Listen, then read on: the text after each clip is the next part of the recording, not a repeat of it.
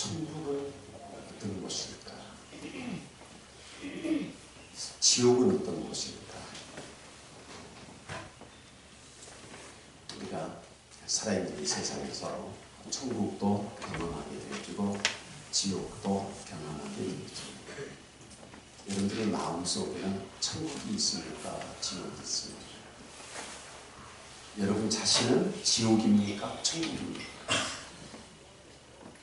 여러분들의 마음속에 즐거움이 있고 기쁨이 있고 좋은 일이 있을 때 생각나는 사람이 있습니까? 그 사람이 천국입니다. 힘들고 어려울 때 보고 싶은 사람이 있습니까? 그 사람이 천국입니다. 기분 나쁜 사람의 대명사, 누구 보면 그냥 얼굴 돌리고 싶고 그 사람이 있는 곳에는 가기도 싫다. 그 사람이 바로 지옥입니다.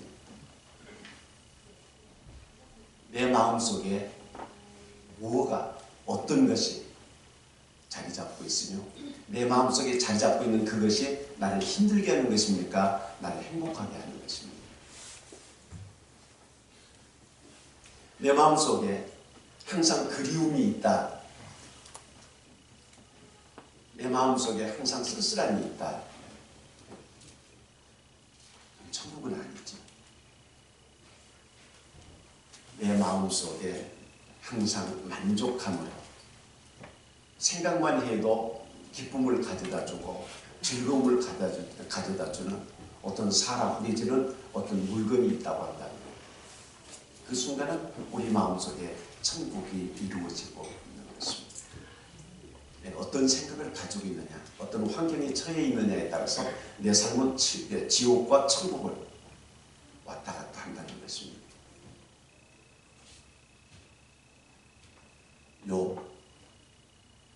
욥을 생각하면 여러분들은 무엇이 떠오릅니까?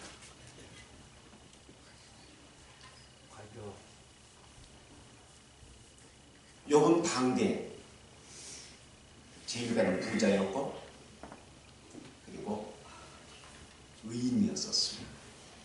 성경은 우리에게 그를 그렇게 소개해주고 있습니다만, 그러나 욥 그러면 우리에게 떠오르는 것은 부자고 의인이라고 하는 그것보다는 고난의 대명사로 욥은 우리에게 기억되어지고 있습니다. 그러고 보면은 욥의 삶이라고 하는 건 믿음의 삶이었었습니다만, 그리고 부유한 자였었습니다. 그가 가지고 있는 그 부유함과 그 믿음의 어떤 것보다 그가 당한 고난이 너무 심했기 때문에 욥을 아는 모든 사람들은 보통 고난, 아픔 하면은 욥을 떠올리게 되었습니다. 왜 그렇게 됐을까요? 하나님께 인정을 받았던 믿음을 가지고 있었습니다. 물론 사람들에게도 욥은 인정받는 믿음의 사람이고 의인이었었습니다. 그를 싫어하는 사람이 없었었고 모두가 그를 가까이 하고 싶었었고 안다고 하는 것 자체만으로도 영광으로 생각하고 있었던 당대의 사람 욥. 그런데 왜 우리는 욥이 존경받는 믿음의 사람으로 생각하지 않고 고난받은 사람 그렇게 기억이 되질까요? 오늘 우리들이 욥의 모습을 생각하면서 욥이 어떤 경우에는 천국이었고 어떤 경우는 지옥이었느냐 하는 것을 살펴볼게요. 그가 믿음 안에서 하나님과 동행하며 살아갈 때는 천국의 삶이었었습니다. 그런데 어느 날 갑자기 그의 삶이 지옥으로 바뀌게 되었습니다. 자식들이 한순간에 전부 죽지요. 재산 순간에 다 도망가 버렸죠. 건강 잃어버렸죠. 모든 사람들 자기 곁에서 다 물러갈 뿐 남는 것은 철저하게 병든 없이 그것만 욥에게 남아있습니다. 왜 그렇게 되었습니까? 바로 그 순간은 욥이 사탄의 소나기 속에 들어가 있었기 때문에 그렇습니다. 내가 하나님 편에 서 있을 때, 하나님께서 나와 함께 하시고 내가 믿음 안에 있을 때는 내 삶은 천국이 되어질 수 있습니다만, 그러나 내 삶이 사탄의 소나기 속에 빠지게 되어지면 지옥으로 변한다고 하고 있습니다. 내 마음속에 천국을 가져다주는 사람, 내 마음속에 고통을 가져다주는 사람, 내가 어느 사람을 누구를 생각하느냐에 따라서 내 마음의 순간에 천국과 지옥이 나눠지는 거죠. 내 소속이 어디냐에 따라서 행복이 있을 수도 있고 불행이 되어질 수도 있습니다. 처절하게 망한 사람은요, 왜 그가 망했을까? 사탄이 욥을 접수했을 때에 욥은 그렇게 되어질 수밖에 없었습니다. 우리는 이 세상을 살아나가면서 내가 하나님의 권세 속에 있느냐 아니면 사탄의 권세 속에 속해 가지고 있느냐, 항상 이것을 살피고 분별할 줄 알아야 합니다. 내가 지금 어느 자리에 서 있느냐, 어떤 길을 걷고 있느냐. 다시 말하는 대로 내가 복 있는 사람이냐 아니면 그렇지 못하는 사람이냐, 그것은 내가 누구를 생각하고 사느냐, 누구를 의지하고 사느냐, 무엇을 위해서 사느냐, 내 삶의 목표와 방향, 그리고 삶의 방법, 여기에 따라서 천국이 이루어질 수도 있고 지옥이 이루어질 수도 있습니다. 사탄의 올무에 빠지 않기를 축원합니다. 하나님의 손 그 안에 있기를 축원합니다. 우리는 이 모든 것을 이미 알고 있습니다만은, 그러나 함에도 불구하고 사탄과 더 가까이 하며 사탄의 달콤한 속삭임, 알맹이는 빠졌지만 현혹되어져서 사탄의 권세 속에 발을 들여놓고, 그리고 거기에서 고통을 당하는 불행한 시간들도 우리들에게 있으며 모르지 지금도 그러고 있는지. 사탄의 소나기 속에 빠져있게 되어졌을 때에 욥에게 친한 친구 3사람이 있었습니다. 그들이 욥의 소식을 듣고 옵니다. 욥이 처해 있는 환경을 보면서 할 말이 있습니다. 사람이 표현할 수 있는 말로서는 도무지 욥을 위로할 말이 없습니다. 침묵만 지키고 있을 뿐이에요. 어떻게 해서 저럴 수가 있을까? 왜 제가 그렇게 되어졌습니까? 우리는 내 주변에 있는 사람들이 나를 보면서 정말로 아름답고 멋있고 존경하고 싶고 닮고 싶고 가까이 하고 싶은 그런 사람으로 나를 기억하고 그런 존재가 되어지면 얼마나 좋겠습니까? 저와 여러분 모두가 그렇게 되시기를 축원합니다. 그러나 불행하게도 모든 걸 잃어버린 욥처럼 사람들이 곁에서 다 떠나가버려요.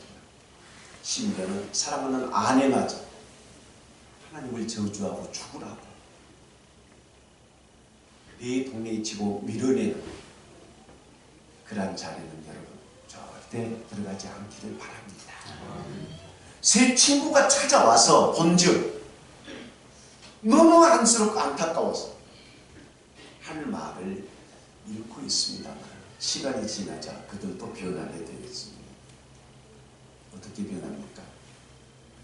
네가 하나님 앞에 죄를 지었기 때문에 그런 것 아니냐. 사람들의 눈을 속이고 그래서 사람들에게 존경을 받고 칭찬을 받고 그랬죠. 하나님의 눈은 속일 수 없는 것 아니냐. 하나님께서 너를 감찰하셨기 때문에, 내 죄를 하나님께서 알고 계시기 때문에, 내가 회개하지 않았기 때문에, 위선적이기 때문에 하나님께서 너에게 이렇게 하신 것 아니냐. 하나님이 살아계신데 어떻게 네가 의롭게 바르게 소문 났던 것처럼 보여줬던 것처럼 그렇게 살았다고 한다면 이럴 리가 있느냐. 그러니 하나님 앞에 회개해라. 숨겨진 죄, 너만이 알고 있는 죄, 그 죄를 회개하라고 욥에게 말을 합니다. 내 삶이 좋았을 때는 더없이 좋았던 친구들이지만, 이웃들이지만, 내 삶이 힘들고 어렵게 되어질 때 그 아픔에 아픔을 더하는 그런 이웃으로 변할 수도 있습니다. 이것이 사탄의 소나기 속에 들어가 있을 때 내 주변에서 변화되어진 모습이며, 거기에서 빠져나오기를 원하고 있습니다만, 사탄의 소나기 속에 있는 한 그 아픔, 그 고통, 그 절망 속에서는 빠져나오기가 어렵습니다. 사랑하는 성도 여러분, 욥이 당했던 이 아픔, 이 고통, 이 절망, 이 저주스러운 그런 화평이 여러분들의 삶 속에도 혹 박혀 있지 않습니까? 가까운 사람에게 상처를 입고 믿었던 모든 것에서 배신을 당하면 처절하게 내 동댕이 처져 가운데서 내가 울어도 내 울음소리를 들어줄 사람이 없고, 아무리 손을 내밀어서 휘젓는다 할지라도 손을 잡아줄 따뜻한 손이 없는 그런 자리에 여러분 혹 빠져 있지 않습니까? 하나님만이 회복시켜 주실 수 있는 유일한 분이라는 것을 믿으시길 바랍니다. 사탄의 소나기 속에 빠져 있으면 낙심합니다만은, 그러나 하나님 편에 서게 되어지면, 하나님께서 나를 붙들고 계시면, 하나님의 권세 속에 내가 들어가게 되어지면 모든 것이 회복되어진다고 하는 사실을 여러분 잊지 마십시오. 아멘. 이사야 선지자는 이사야 61장 31절에서 그렇게 3절에서 그렇게 말합니다. 시온에서 슬퍼하는 자에게 화관이 주어진다라고 말을 하고 있습니다. 시온에서 슬퍼하는 자가 누구입니까? 믿음 안에서 슬퍼하는 사람, 하나님 안에서 슬퍼하는 사람, 고통이 있단다 할지라도 성전을 떠나지 아니하는 사람, 이 사람에게 하나님께서는 화관을 주신다는 것입니다. 옛날에는 올림픽 경기에서 승리를 하면 승리자에게 월계관을 씌워주었죠. 바로 그 말입니다. 최후의 승자에게 월계관을 씌워주는 것처럼, 아무리 고난이 있고 아픔이 있단다 할지라도 시온에서 슬퍼하며, 시온에서 고통당하며, 시온에서 하나님을 붙들고 있으며, 믿음 안에서, 교회 안에서 하나님을 붙들고 있으면 하나님께서 그에게 아름다운 화관을 씌워 주신다는 말씀입니다. 욥이 바로 그런 모습이었습니다. 아무리 그에게 고통이 와 있었단다 할지라도 그는 하나님을 원망하지 않습니다. 아니, 원망한다 할지라도 하나님을 떠나지 않습니다. 하나님께서 나를 구원해 주실 유일한 분임을 그는 끝까지 고백을 합니다. 하나님만이 하실 수 있다. 하나님만이 하실 수 있다. 모두가 나를 다 버리고 갔단다 할지라도, 모든 것이 내게서 다 떠났단다 할지라도, 그러나 하나님께서만 나를 회복시켜 주실 수 있는 유일한 분이라고 하는 이 믿음을 여러분 다 빼앗겼어도 그것만은 빼앗기지 않냐고 간직하고 있었습니다. 그 믿음대로 욥이 회복되어졌던 것을 오늘 본문 말씀을 통해서 우리는 다시 확인을 했습니다. 어떻게 해서 욥이 이렇게 회복되어질 수 있었을까? 그를 저주했던 사람들의 얼굴을 어떻게 해서 이렇게 부끄럽게 만들 수 있었을까? 누가 그렇게 했을까? 하나님께서 욥을 회복시켜 주시고 갑절로 축복해 주셨습니다. 그러면은 욥이 어떻게 해서 이것을 받을 수 있었을까 하는 것을 우리는 들여다볼 필요가 있습니다. 왜요? 우리도 욥처럼 고난 속에 있을 때 그 고난에서 회복시켜 주시는 하나님의 은총을 더 덧입기 위함입니다. 말씀드린 대로 욥은 사탄의 권세 속에 있을 때 그는 철저하게 망했습니다. 가룟 유다가 권세 있는 자들 편에 섰습니다. 예수님을 보니까 별 볼 일이 없다, 소망이 없다 판단하고 그때 당시 권세가 있는 자들 곁으로 다가갑니다. 그래서 주님을 내주겠노라고, 내가 인신매매를 할 테니까 값을 얼마를 주겠느냐. 은30 종 하나를 살 수 있는 가치입니다. 한 사람이 종을 팔아 넘기는 것처럼 유다는 주님을 팔아 넘겼습니다.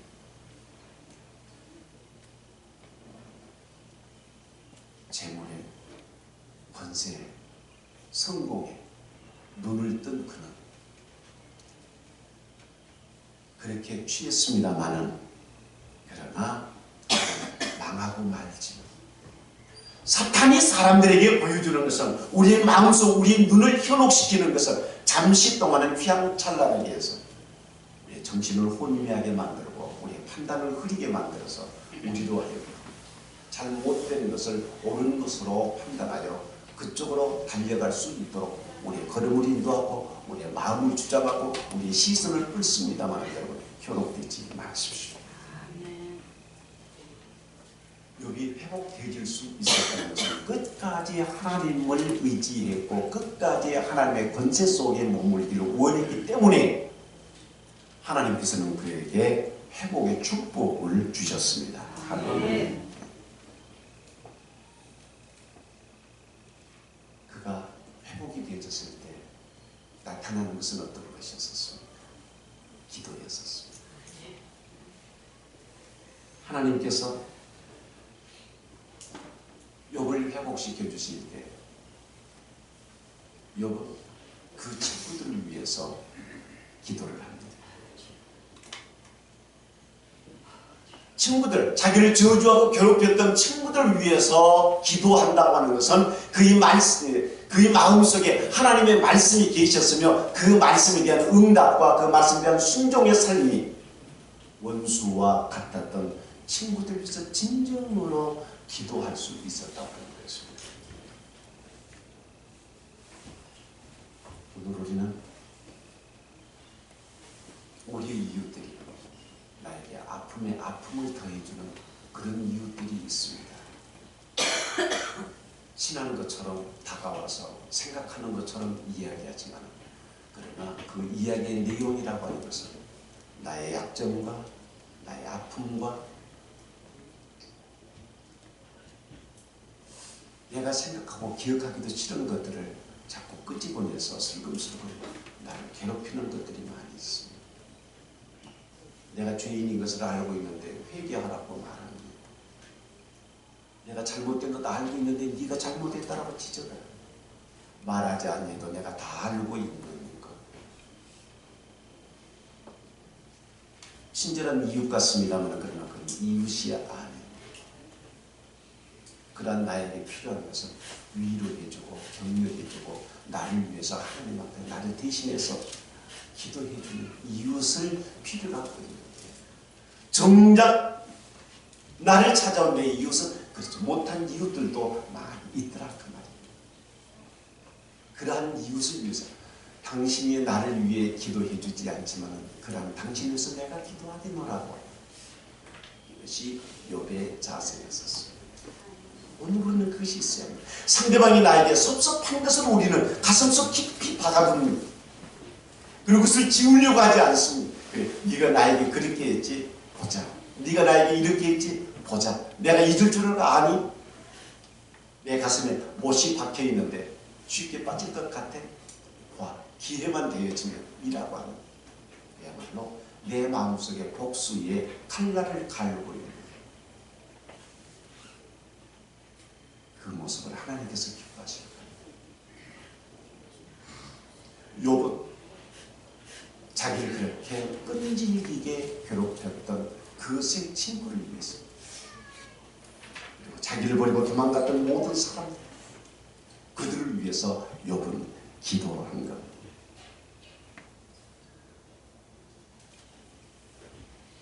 오늘 우리는 주님의 삶을 본받고 주님의 말씀을 따라가면서 주님께서 하셨던 그 삶의 모습이 우리 속에서 얼마만큼 재현되어질 수 있도록 우리가 노력을 하고 일을 쓰고 있습니다. 하나님께서 원수를 사랑하고 원수를 위해서 기도하라고 하는 말씀을 우리는 이미 듣고 알고 있습니다.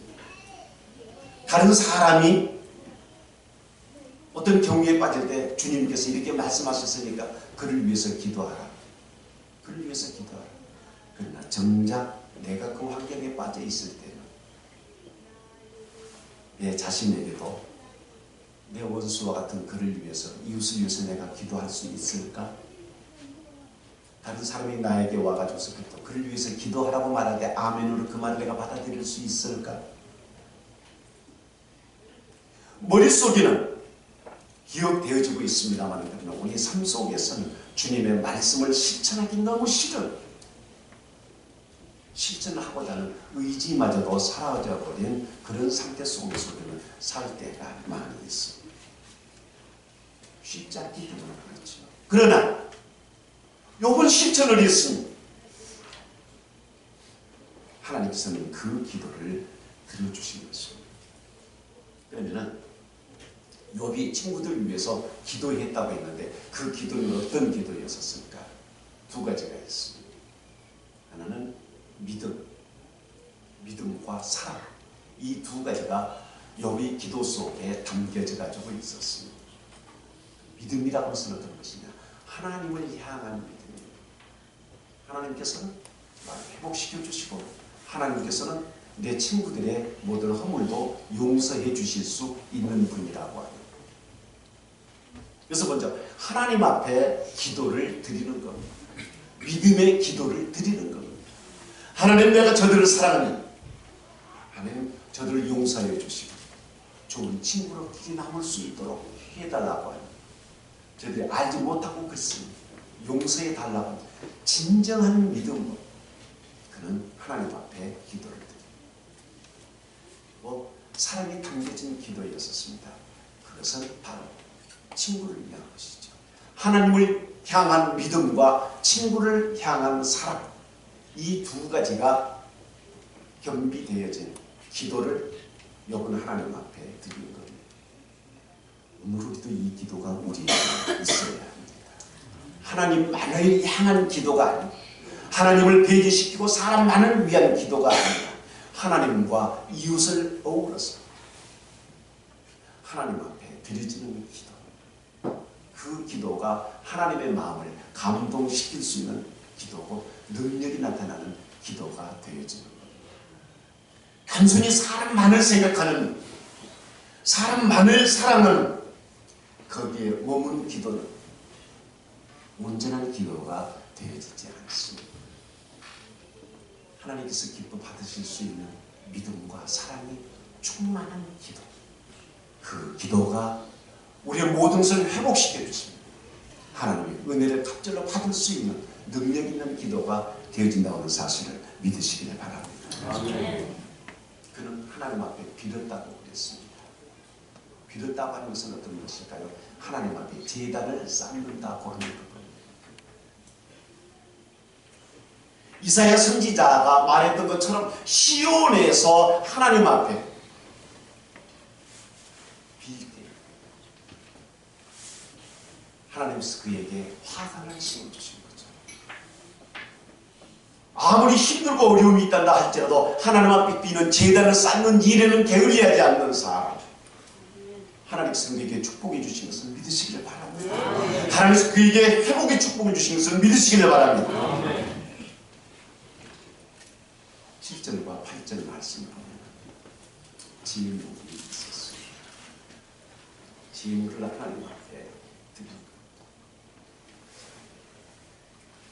오늘 우리 자신들은 하나님 앞에 내 자신이 화목 제물이 되어져요.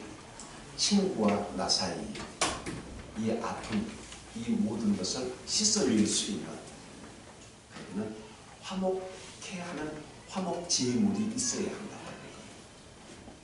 그러면 우리는 여기서 화목제물을 뭘 드려야 할까? 화목제물은 멀리서 찾지 마십시오.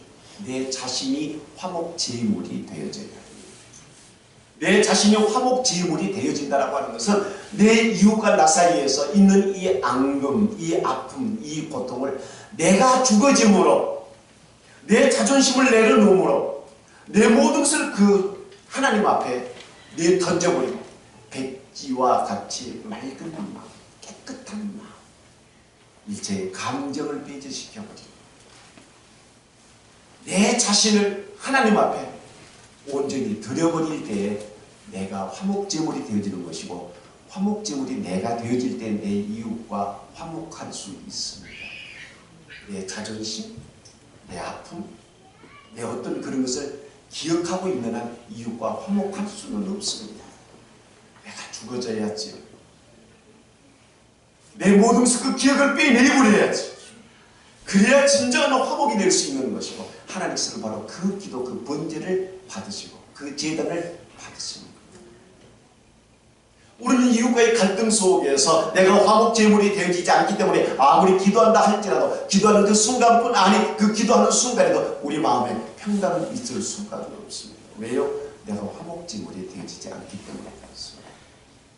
나는 나대로 나누고 아픔은 아픔대로 나누고 감정은 감정대로 놔둔 그 상태 속에서 하나님 앞에 형식적인 기도만을 드리기 때문에 하나님께로부터 응답받는 기도가 되어질 수 없는 것이고, 그런 기도는 회복이 되어질 수가 없습니다.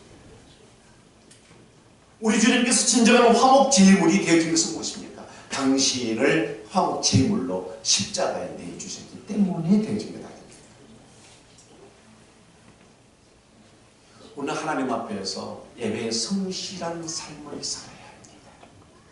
예배는 이웃과의 만남이 아니라 하나님과의 만남입니다. 우리가 10계명 가운데서 1, 2, 3, 4, 4계명은 하나님께 속한 계명입니다. 하나님께 속한 계명은 모두가 다 예배에 속한 것입니다. 마지막 넷째 계명, 안식일을 기억하여 그날 거룩한 예배 시간을 말씀하고 있습니다. 예배의 대상과 예배의 시간까지도 정확하게 말씀해 주시는 하나님. 그렇습니다. 우리가 하나님 앞에 예배를 드린다라고 하는 것은, 예배의 성실한 삶을 산다라고 하는 것은 하나님과의 관계 속에서 철저하게 하나님 중심이 되어지는 삶을 사는 것입니다. 이웃과의 관계, 그건 예배의 삶은 아닙니다. 하나님과의 관계가 온전해진 다음, 그리고 난 다음에 바로 이웃과의 수평적인 관계가 이루어지는 것입니다. 예배, 성실한 삶을 사시기 바랍니다. 아무리 힘들고 아무리 바쁘고 아무리 고통스럽다 할지라도 예배만은 양보하지 마십시오. 양보하지 마십시오. 예배 시간만은 도둑질하지 마십시오. 우리가 하나님 앞에 이런 모습으로 설 때, 곧 예배에 성실한 그런 모습으로 설 때 회복의 축복을 주실 줄로 믿습니다. 하나님은 그런 하나님이십니다. 아무리 억울함이 있단다 할지라도 하나님을 바라보십시오. 아무리 고통이 있단다 할지라도 하나님을 바라보십시오. 내 시선이 어디를 향하느냐에 따라서 내 마음속에 천국이 이루어질 수도 있는 것이고, 지옥이 이루어질 수도 있습니다.